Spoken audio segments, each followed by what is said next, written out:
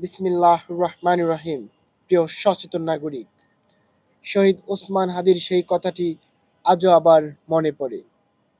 এক সময় যারা ছিল বিড়াল, তারা আজ নিজেদের বাঘ ভাবতে শুরু করেছে। কিন্তু প্রশ্ন একটাই, এই বাঘের গর্জন কার সামনে?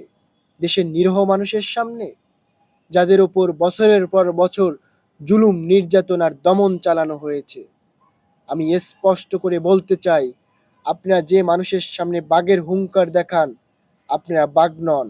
আপনারা যতই ভয় দেখান না কেন, এই মানুষগুলির আপনাদের ভাগ্য নির্ধারণ করবে।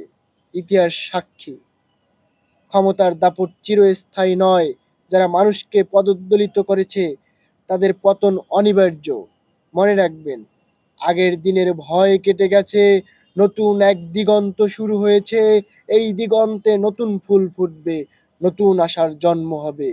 আর সেই আশার নাম শহীদ ওসমান হাদি।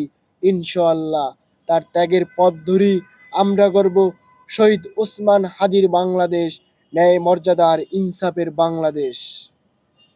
সবাই দেশের প্রশ্নে এগিয়ে আসবেন। ভালো থাকবেন, সুস্থ থাকবেন। সকলকে অসংখ্য অসংখ্য ধন্যবাদ।